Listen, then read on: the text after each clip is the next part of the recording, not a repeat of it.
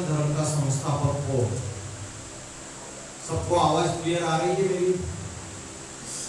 तो सनातन धर्म, सनातन का अर्थ क्या है? सबसे पहले सनातन का अर्थ है, किसी को पता है सनातन का अर्थ क्या है? कोई बताएगा मुझे सनातन का अर्थ क्या है? सनातन का अर्थ है अति प्राचीन, अति पुराना। जो सबसे अति प्राचीन धर्म है, अति पुराना धर्म है, वो सनातन है।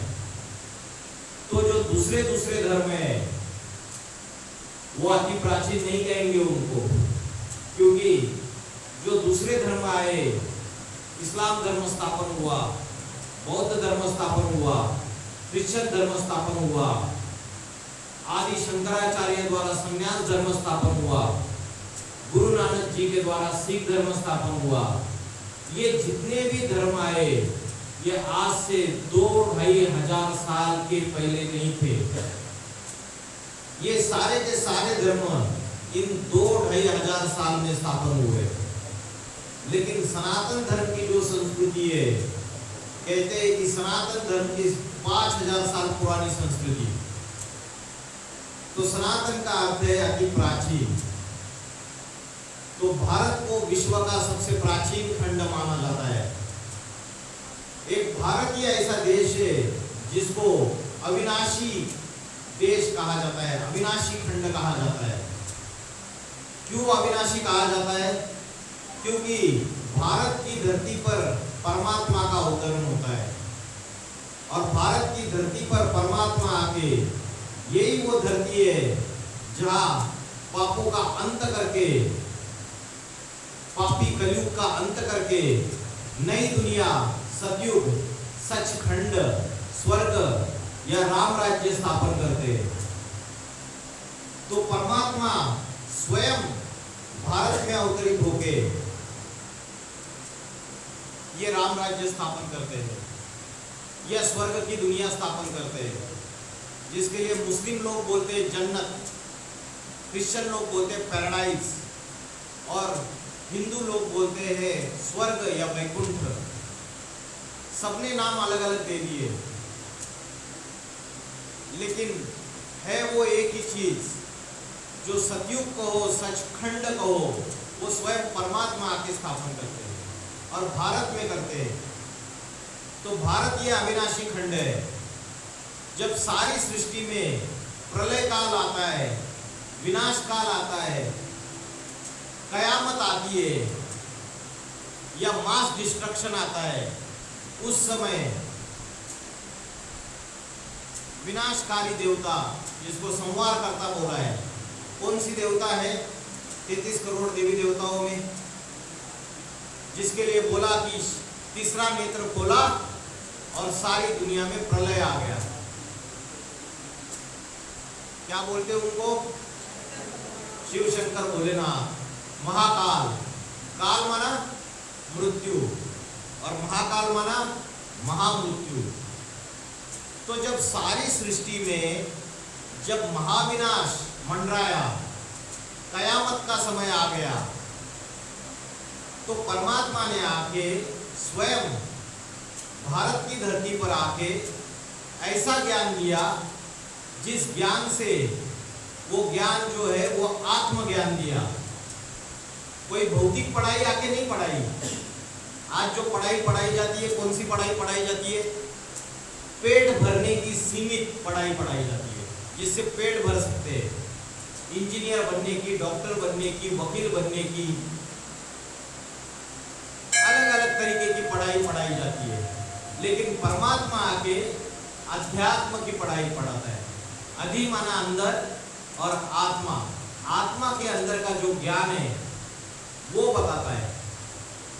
श्रीमद् भगवद गीता में बोला है ज्ञान निर्दुत कल्मषा, मतलब जैसे हम शरीर को पानी से धोते हैं, स्नान करते हैं, तो शरीर की जो मैला है वो साफ हो जाता है।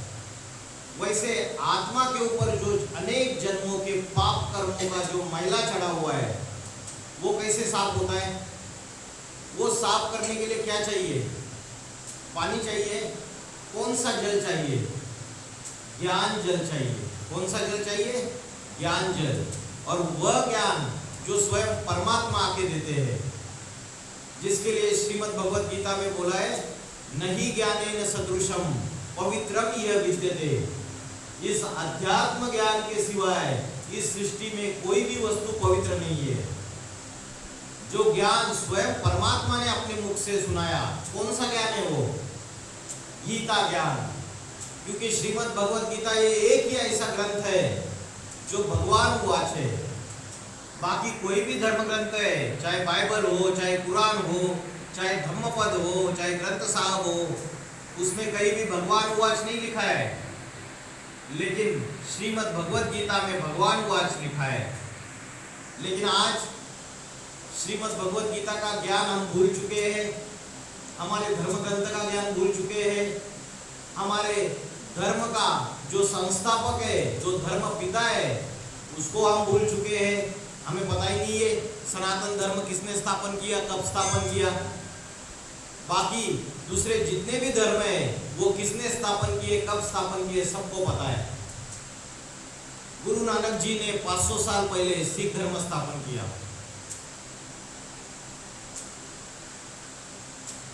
मोहम्मद पैगंबर जी ने आज से 1400 साल पहले मुस्लिम धर्म स्थापन किया। कितने साल पहले? 1400 साल पहले। और आज से 1500 साल पहले शंकराचार्य जी ने संन्यास धर्म स्थापन किया। आज से 2000 साल पहले जीसस क्राइस्ट ने क्रिश्चियन धर्म स्थापन किया। और आज से 2500 साल पहले गौतम बुद्ध ने बौद्ध धर्म स्थापन किया। तो ये जितने भी बड़े बड़े धर्म हैं, ये सारे अभी 2-2,500 साल में आए। किसने स्थापन किया, कब स्थापन किया, सबको पता है। लेकिन बताइए सनातन धर्म किसने स्थापन किया और कब स्थापन किया? बताइए कौन है सनातन धर्म का संस्थापक? कोई भी धर्म का अर्थ है धारणा। क्या है? धारणा, जो हम अपने जीवन में आचरण करते हैं।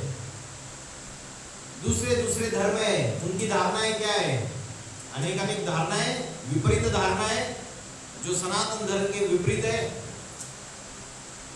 एक कोई धारणा बता पाएंगे आप कि दूसरे दूसरे धर्मों ने कौन सी विपरीत धारणाएं लाई इस दुनिया में? और जो अपन को सनातन धर्म वाले हिंदू कहते हैं, उन हिंदुओं ने उन धारणाओं को अपने जीवन में फॉलो करना चालू कर दिया और अपनी सनातन धर्म की धारणाओं को छोड़ दिया। कोई बताएगा कोई एक धारणा? बताइए।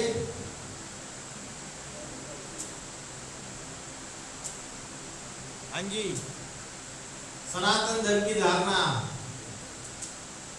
भारत ये सती सावित्री का देश गाया जाता था। राजा अगर लड़ाई में मारा जाता था तो रानी जलती आग में कूद जाती थी, जोहार कर देती थी, लेकिन पर पुरुष को अपने तन को हाथ नहीं लगाने देती थी। ये भारत की नारी की पवित्रता है। ये सती सावित्री का देश था। लेकिन आज से 70-80 सालों में क्या हो गया भारत में? ये विदेशी धर्म की जो अनेक अनेक धारणाएं, कुरीतियां है, ये धारण करना शुरू कर दिया। विवाह ये पवित्र बंधन माना जाता था। आज इनके जो डाइवोर्स की जो परंपरा है, दूसरे दूसरे विदेशियों की, अंग्रेजों की, यूरोप अमेरिका वालों की, अनेक पति बदलने की ये प्रथाएं इधर भी शुरुआत हो गई। वो धारणा है आज जब युवा पीढ़ी है, घर में आपकी बेटियां भी रहेगी, बेटे रहेंगे, उनको पूछो, उनको कुछ नहीं लगता है। बोलते ये इसमें क्या गलत है? 10 दिन रहते साथ में, फिर छोड़ देते, डाइवोर्स ले लेते हैं। वो बोलते इसमें गलत क्या है? तो सनातन धर्म की जो संस्कृति है ये प्राय लोप होती जा रही है। अभी जो समय चल रहा है वो कौन सा समय चल रहा है, कौन सा युग चल रहा है? बताइए।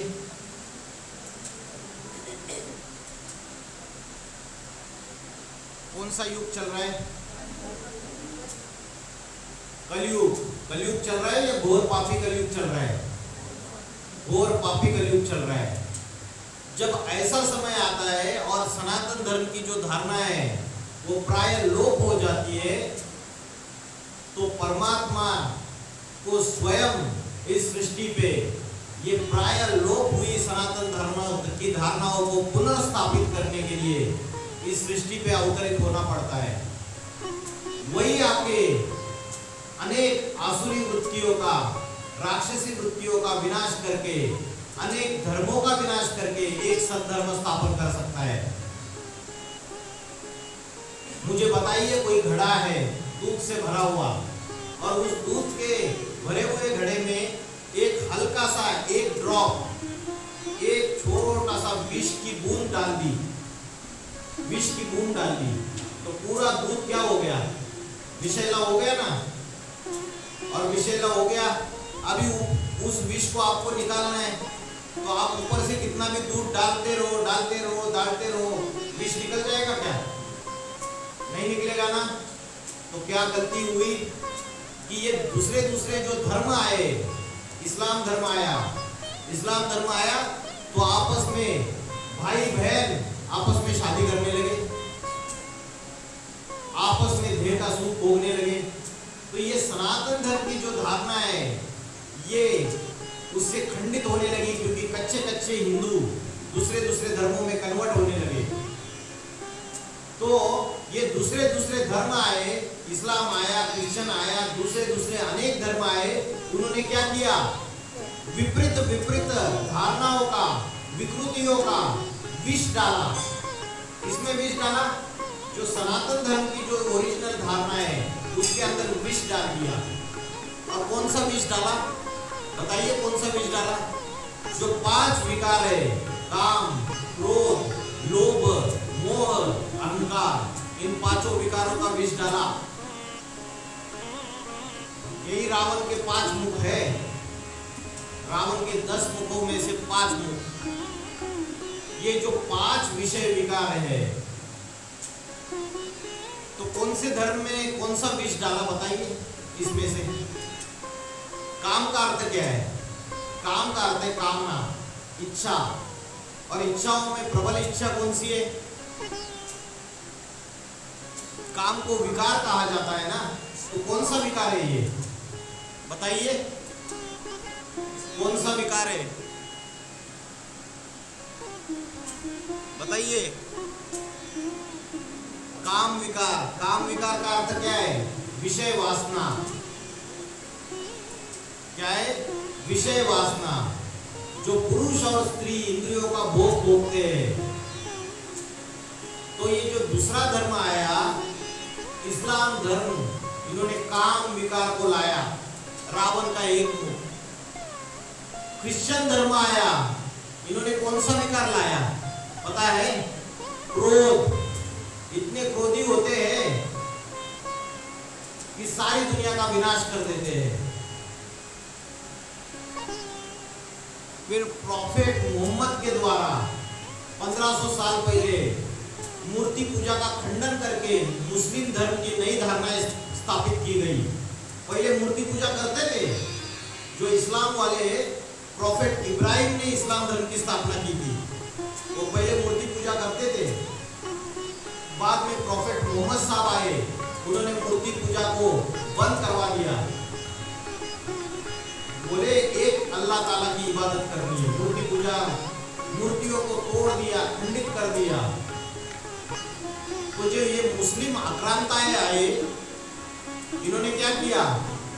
भारत को लूटना चालू कर दिया। सोमनाथ मंदिर के ऊपर 17 बार आक्रमण किया।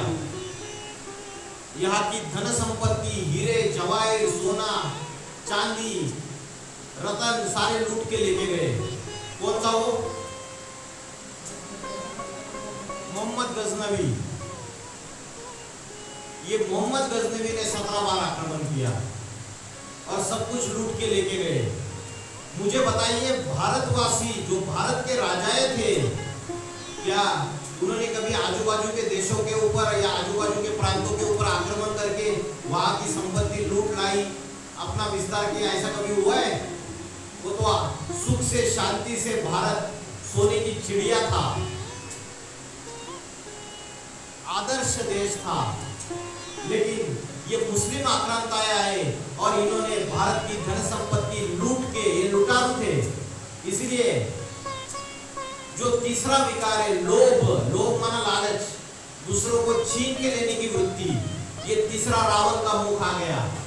लोभ, लालच, छीना झपटी, दूसरों का लूट के खाना। उसके बाद आगे का विकार है मोह। मोह विकार जिन्होंने लाया। फिर अहंकार, अहंकार माना नास्तिक, मोह लाया आर्य समाजी और अहंकार है नास्तिक। तो ये पांचों विकार जो है ये रावण के 5 मुख है। आज जो नास्तिक है, रशियंस में नास्तिक है, चाइना में भी बहुत सारे नास्तिक हो गए आज की तारीख में। कम्युनिस्ट बोलते हैं, कम्युनिज्म। तो ये नास्तिकता क्या है? ये ना आत्मा को मानते हैं ना परमात्मा को मानते हैं, ये किसी को नहीं मानते, भगवान को भी नहीं मानते हैं। और इनका क्या रहता है?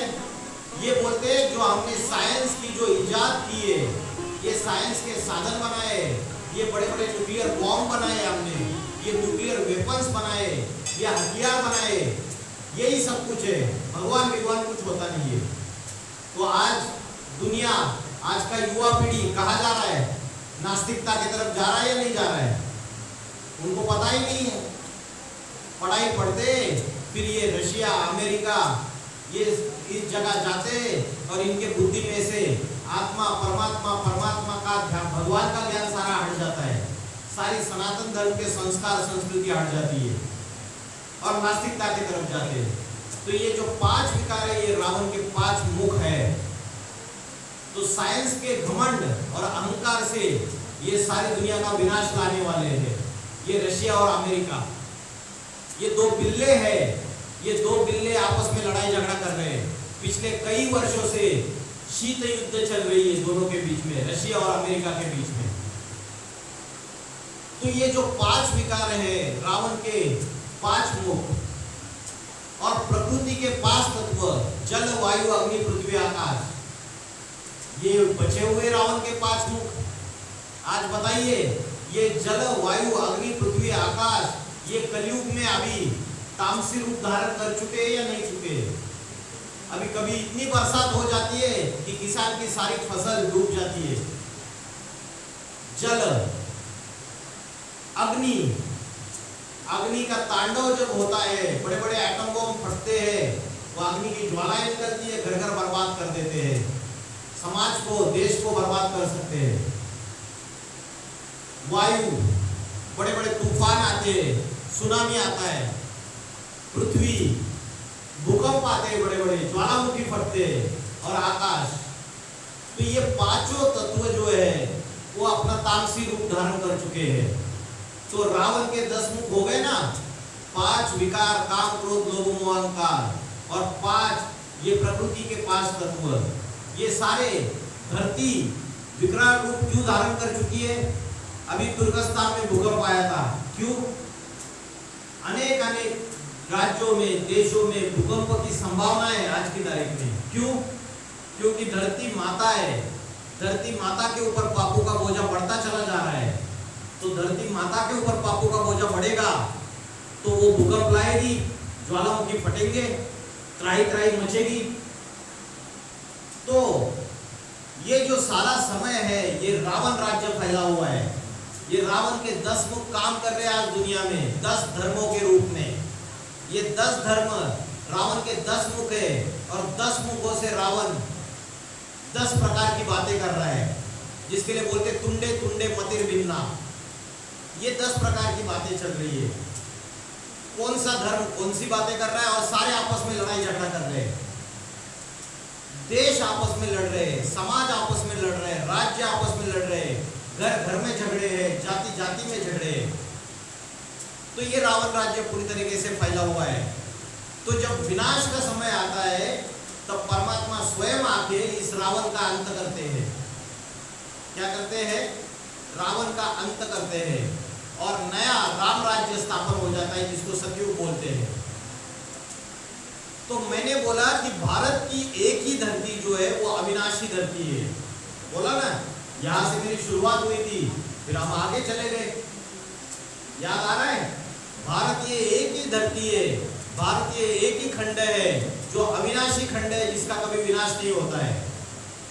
ये दूसरे दूसरे खंड है, जब विनाश का समय आएगा, भूकंप होंगे, ज्वालामुखी फटेंगे, एटम बम फटेंगे, तो ये दूसरे दूसरे धर्मखंड पहले खलास हो जाएंगे।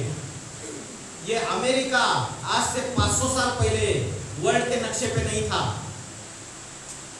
ये रशिया, ये भी, इसका इतिहास ज्यादा पुराना नहीं है। ऑस्ट्रेलिया आज से 300 साल पहले वर्ल्ड के नक्शे पे नहीं था। ये सारे जो आइलैंड से, ये द्वीप है, महाद्वीप, ये बाद में आए।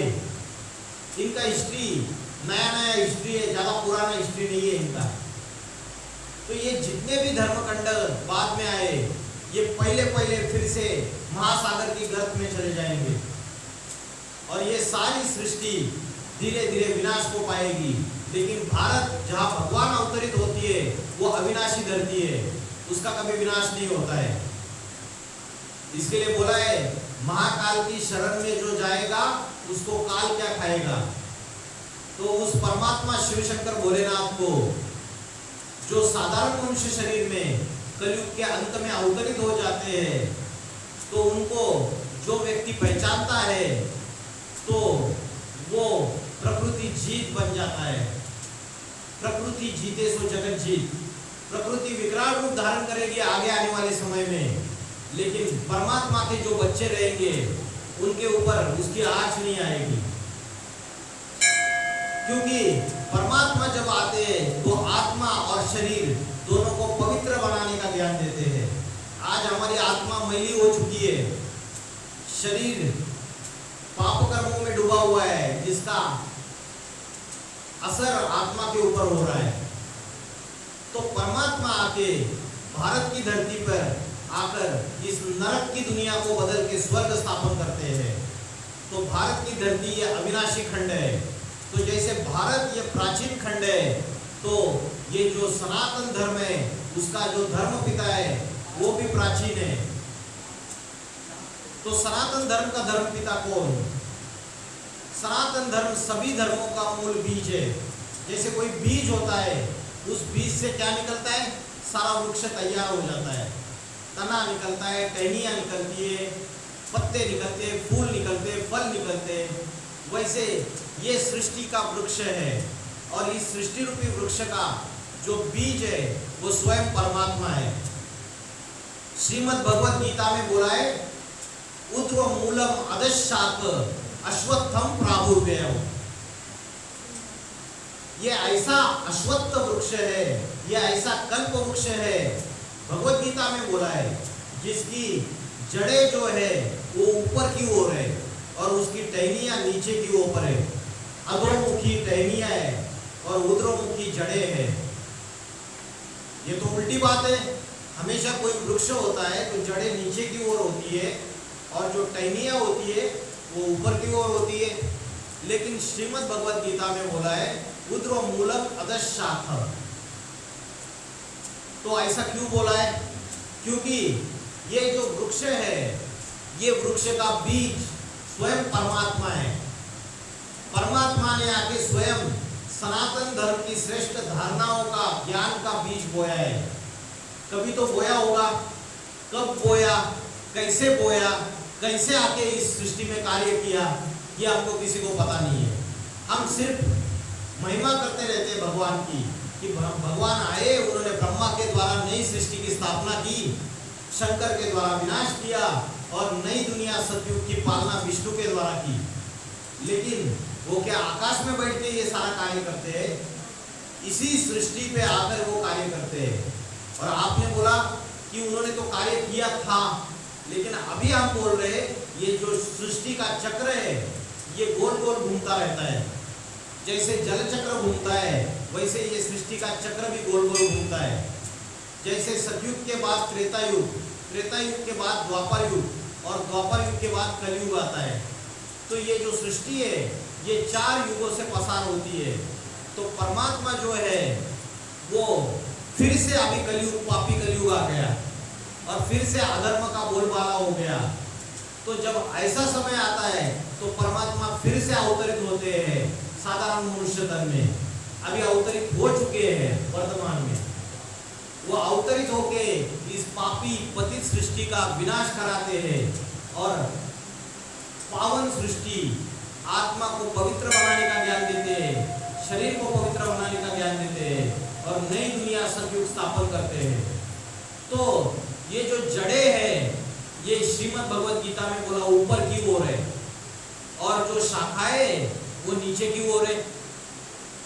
तो ये जो बीज है स्वयं परमात्मा है, जो जड़े हैं वो सनातन धर्म है और जो तना है वो हिंदू जो सनातनी है वो तने से जा रहे हैं ऊपर सीधा। और जो अलग अलग टहनियां है वो टहनियां कौन सी है? ये टहनियां अलग अलग धर्म है, इस्लाम, बौद्धी, क्रिश्चियन, सन्यासी, सिख, ये इस सृष्टि रूपी वृक्ष की टहनियां है, ये अलग अलग टहनियां। और उसके जो पत्ते हैं उन धर्मों के फॉलोअर्स है। तो ये वृक्ष की शुरुआत कैसे हुई? तो बोला उद्रो मूलम अधश शाखा। उद्रो माना उपराम, ऊपर की ओर, ऊपर माना परमात्मा के नजदीक, जैसे बोलते उपराम, उपवास। उप माना जो ऊपर वाला है, परमात्मा है, उससे नजदीक वास करना, उसके नजदीक रहना, इसको बोलते हैं उपवास। वैसे ही उद्रो मूलम, जो सनातन धर्म की जो जड़ें है वो ऊपर की ओर है, उत्तर दिशा में लेके जाने वाली है, परमात्मा के नजदीक है।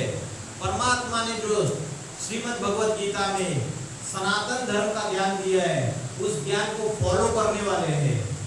अधश शाखा माना अधोमुखी शाखा, नीचे की तरफ शाखा है।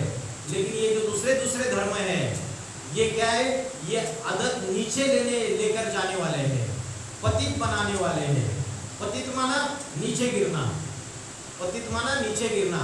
तो अधश शाखा, तो ये ऐसी शाखा है जो नीचे की ओर लेके जाने वाली है, ये हमको पतन की गर्त में लेके जाने वाली है, गड्ढे में लेके जाने वाली है। तो इसलिए गीता में बोला उद्र मूलम अधश शाखा। तो ये जो कल्प वृक्ष है, सृष्टि रूपी वृक्ष है, इस सृष्टि रूपी वृक्ष का बीज स्वयं शिव शंकर भोलेनाथ है। आप बोलेंगे इसका क्या प्रूफ है?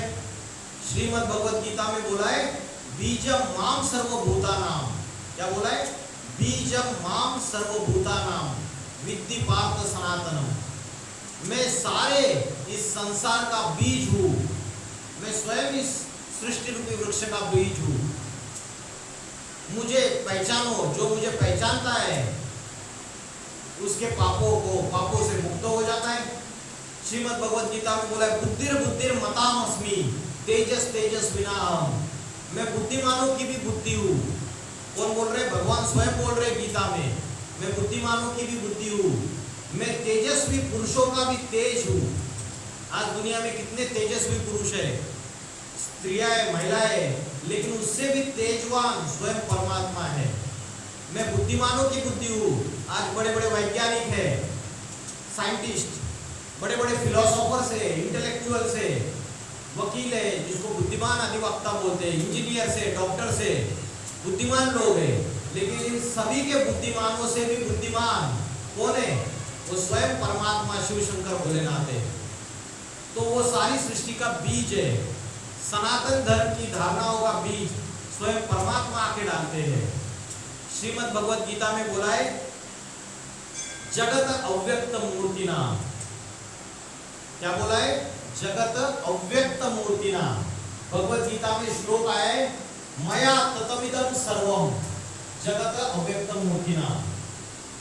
इसका अर्थ ये है कि मेरे द्वारा ये सारी सृष्टि विस्तार को पाई है। जैसे कोई बीज होता है, उस बीज के द्वारा सारा वृक्ष विस्तार को पाता है, वैसे परमात्मा स्वयं ज्ञान का, अध्यात्म ज्ञान का, सनातन धर्म की धारणाओं का बीज आकर बोता है। कब होता है? हर कलयुग के अंत में। हर कलयुग के अंत में ये चक्र घूमता रहता है। आप सोचेंगे कि भाई साहब ब्रह्मा ने, विष्णु ने, शंकर ने आके कभी नई सृष्टि स्थापन करके पुरानी दुनिया का विनाश किया था, और मैं बोलता हूँ अभी फिर से वो आए हुए हैं, फिर से अभी सृष्टि गोल घूम के सतयुग, त्रेता युग, द्वापर युग, कलयुग और कलयुग का लास्ट समय आ गया, जब दुनिया में पाप, भ्रष्टाचार, अत्याचार अति में बढ़ जाते हैं, तो वो सनातन धर्म का धर्म पिता फिर से आता है। आना पड़ेगा उसको इस सृष्टि पे। क्यों आता है? वो नया मकान बनाने के लिए आता है। जब मकान पुराना हो जाता है, दुकान पुराना हो जाता है, तो मकान का मालिक क्या सोचता है? क्या सोचता है? मरम्मत करेगा, रिपेयरिंग करेगा। तो मरम्मत करेगा, एक बार मरम्मत करता है, 2 बार मरम्मत करता है, 3 बार मरम्मत करता है, 4 बार मरम्मत करता है,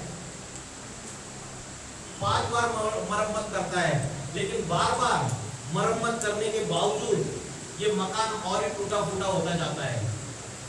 मकान और ही ऐसी हालत हो रही है, पुराना हो रहा है पूरी तरीके से। घर में बीवी बाल बच्चे दुखी है, तो घर का मालिक क्या करता है बताइए? घर का मालिक रिपेयरिंग करने से, मरम्मत करने से भी काम नहीं बन रहा है, तो मकान का मालिक क्या करता है? पुराना मकान तोड़ देता है और नया मकान बांध के तैयार कर देता है। तो वैसे ही ये सृष्टि रूपी मकान है, वसुदेव कुटुंबकम। ये वसुधा, ये पृथ्वी, ये सारी दुनिया जो खंड खंड में विभाजित है, Europe, America, Australia, Asia, Russia, ये सारे अलग अलग जो खंड में विभाजित है, पृथ्वी एक ही हमारा परिवार है, कुटुंब है, ये मकान है, ये सृष्टि रूपी मकान है। ये इसमें जब जब पाप, दुख, अशांति बढ़ती चली गई, तो इसमें मरम्मत किसने की? भगवान ने किसको भेजा मरम्मत करने के लिए? गुरु नानक जी आए, इन्होंने मरम्मत की, ज्ञान सुनाया, सत्य ज्ञान सुनाया, अच्छा ज्ञान सुनाया, मरम्मत हो गई। उस ज्ञान गंगा को जो मनुष्य अपने आत्मा में धारण करते हैं, तब उनका उद्धार हो जाता है। इसलिए परमात्मा को बोला है सद्गति दाता। परमात्मा को क्या बोला है? सद्गति दाता। उसको और एक नाम दिया है मुक्तिदाता, मुक्तिनाथ। आपने कभी शमशान में अगर गए होंगे तो शमशान में कभी कभी शंकर जी की बड़ी बड़ी मूर्तियां लगी रहती है, लिखा रहता है मुक्ति द्वार, लिखा रहता है मुक्तिनाथ। तो सारी सृष्टि में जब आदि में दुख दर्दों की अति हो जाती है, विषय विकारों की अति हो जाती है, तब इन विषय विकारों से मुक्ति दिलाने के लिए, दुख दर्दों से मुक्ति दिलाने के लिए परमात्मा कलयुग के अंत में स्वयं इस सृष्टि पर अवतरित होते हैं। तो सारी सृष्टि का वो स्वयं मूल बीज है सनातन धर्म का। तो मैंने आपको बताया सनातन धर्म का मूल बीज, श्रीमद् भगवत गीता में भी ये साबित होती है बात। शिव शंकर भोलेनाथ को क्या बोला है पता है गीता में? तुम आदिदेव पुरुषा पुराना, तू सबसे पुराना पुरुष है, वो आदिदेव है इस सृष्टि का। तुमस्य विश्वस्य परम निदानम, तू इस विश्व का आश्रय करता है। जैसे घर परिवार में पति होता है, तो पति क्या होता है? सारी पत्नी, बीवी, बाल बच्चे सबका आश्रय करता होता है। वैसे शंकर को बोला है विश्वनाथ, तो सारी सृष्टि का आश्रय करता है। वो स्वयं वो सारी सृष्टि का आदिदेव है। जब इस पुरानी सृष्टि का विनाश होगा और नई सृष्टि शुरुआत होगी, तो जब नई दुनिया शुरुआत हो जाती है, तो इस नई दुनिया का संचालन करने के लिए नई दुनिया में नए लोग आएंगे, जिनकी आत्मा भी पवित्र है, शरीर भी पवित्र है। ऐसे ही लोग नई दुनिया में आएंगे, बाकी सबका विनाश हो जाएगा। तो कौन से आत्माएं आएंगी? जो अभी अपनी आत्मा के अंदर की जो 5 विकार है, इनको जलाने का अभ्यास कर रहे हैं, अपने मन को कंट्रोल करने का अभ्यास कर रहे हैं, अपनी इंद्रियों को संयमित करने का अभ्यास कर रहे हैं, अपनी आत्मा को शुद्ध बनाने का अभ्यास कर रहे हैं, वही आत्माएं नई दुनिया स्वर्ग में आएगी। तो शिव शंकर भोलेनाथ को बोला तुम आदिदेव पुरुषा पुराना, तू आदिदेव है इस सृष्टि का। अभी मुझे बताइए आदिदेव किसको बोला जाता है? कृष्ण को बोला जाता है या शंकर को बोला जाता है? आदि पुरुष, आदिदेव, ये तो शिव शंकर भोलेनाथ को बोला जाता है। जब सृष्टि का विनाश होकर नई सृष्टि चालू होती है, तो ये प्रथम पुरुष और प्रथम स्त्री इस दुनिया में होते हैं। मुस्लिम लोग उनको बुलाते हैं आदम और हव्वा, क्रिश्चियन लोग उनको बुलाते हैं एडम और ईव, जैन लोग उनको बुलाते हैं आदिनाथ आदिनाथिनी, और हिंदू लोग उनको बुलाते हैं आदिदेव आदिदेवी। आदि पुरुष आदि स्त्री, शंकर और पार्वती। तो सबने नाम अलग अलग दे दिए, लेकिन है वो एक ही पर्सनैलिटी, है वो एक ही व्यक्तित्व। शास्त्रों में अलग अलग धर्म ग्रंथों में उसको अलग अलग नाम से पुकारा, जैसे उसने काम किए वैसे उसको नाम दे दिए। अच्युतम केशवम राम नारायणम कृष्ण दामोदरम वासुदेव हरि, है वो एक ही व्यक्तित्व। एक वो सद्विप्रा बहुधा वदन्ति, वो एक ही सत्य ब्राह्मण है जिसको अनेक अनेक नामों से उसका गायन किया है शास्त्रों में, और उसका आज हम मंदिरों में पूजन कर रहे हैं। तो मंदिरों में आज हम उस परमात्मा शिव शंकर भोलेनाथ की पूजा कर रहे हैं, उसके सामने जाके माथा टेकते हैं तो कितना प्रसन्न हमें लगता है, हमारे दुख हल्के हो जाते हैं।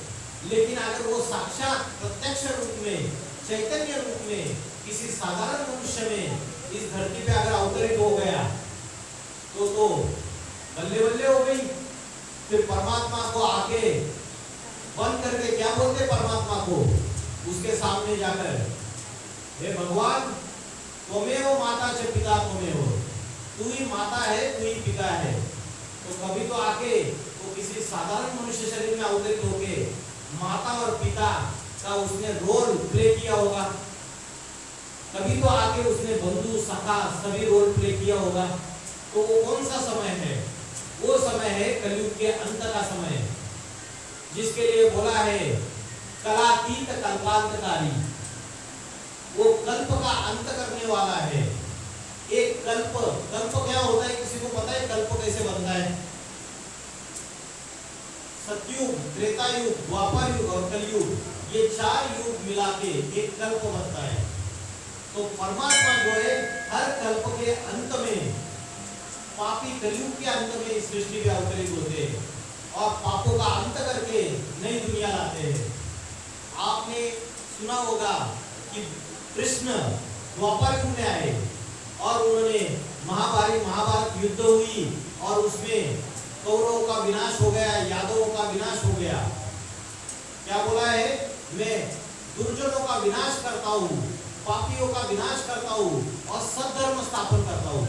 लेकिन आप मुझे बताइए, अगर भगवान द्वापर युग में आए तो द्वापर युग के बाद पापियों का विनाश होके सतयुग आना चाहिए था, देवी देवताओं का राज्य आना चाहिए था। लेकिन द्वापर युग के बाद तो पापी कलयुग आया। समझ रहे हैं? तो जरूर कोई कैलकुलेशन में गलती हो रही है, आंकड़ों में गलती हो रही है। आज से 5000 साल पहले द्वापर युग नहीं था, आज से 5000 साल पहले पिछले कलयुग का अंत था। ये सृष्टि का चक्र फिर से गोल गोल घूमा, सतयुग, त्रेता युग, द्वापर युग, कलयुग, फिर से कलयुग का अंत आ गया। शास्त्रकारों ने क्या किया? अपनी अपनी मतें शास्त्रों में डाल दी। जैसे आटा दाल नमक में मिलावट हो गई, वैसे शास्त्रों में भी मिलावट हो गई।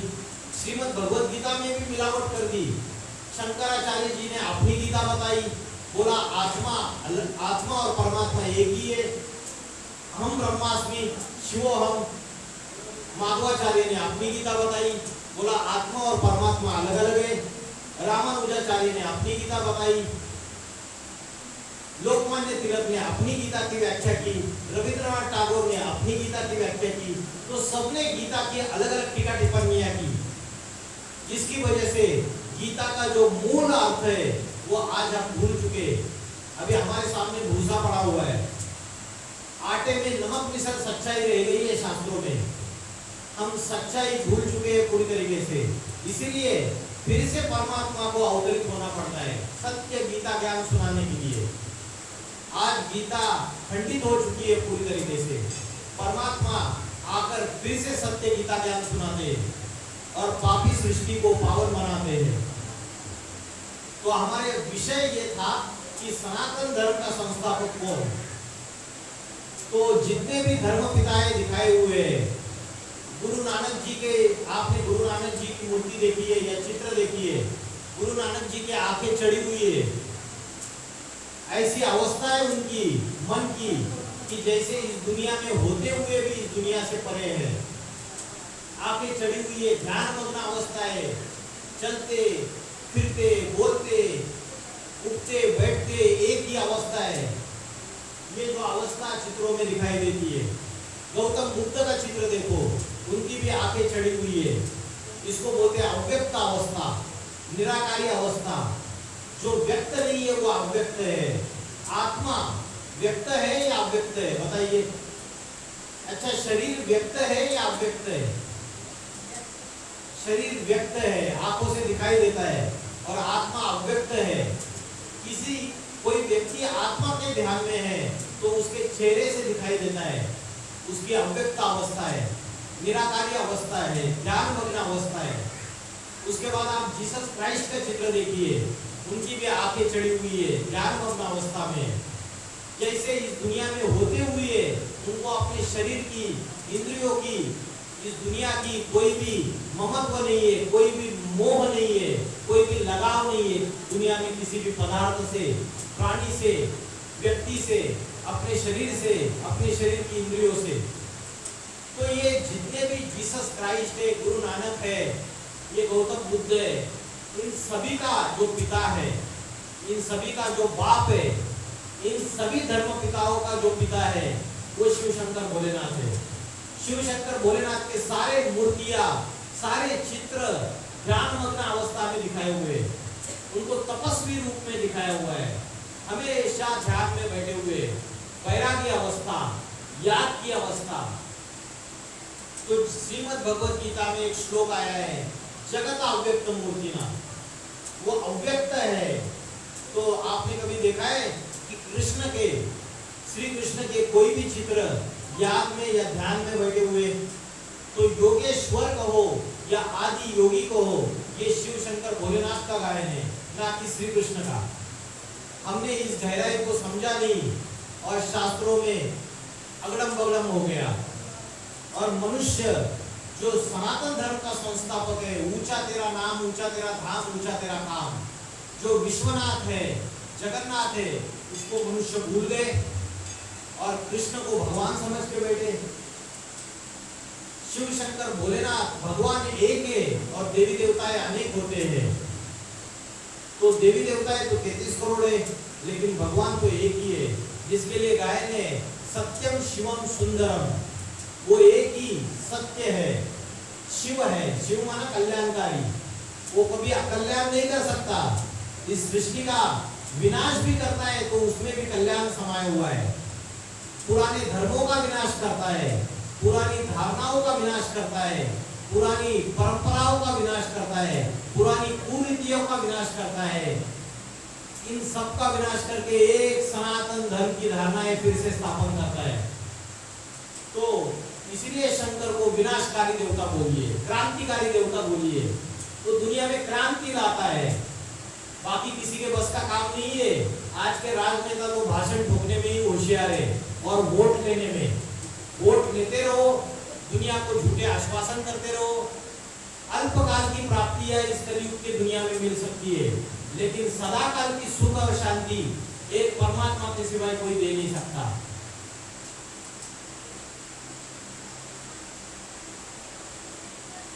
तो दूसरे दूसरे धर्म के जो मौलवी है, फिलोसोफर्स है, पादरी है, वो भी इस बात को मानते हैं कि शिव शंकर भोलेनाथ जो है वही प्रथम प्रॉफिट है, प्रथम पैगंबर है।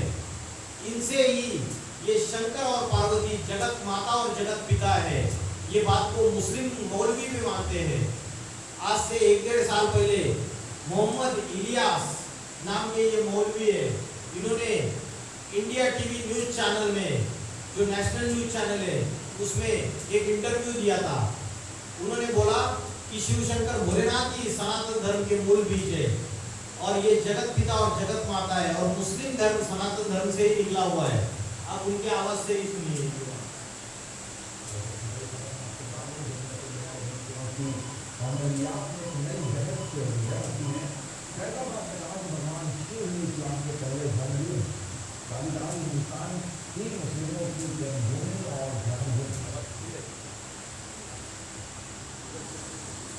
तो भाई जी ने जो बताया है, जो संदेश दिया है कि भगवान का अवतरण हो चुका है, लेकिन हम उसको कैसे पहचानेंगे?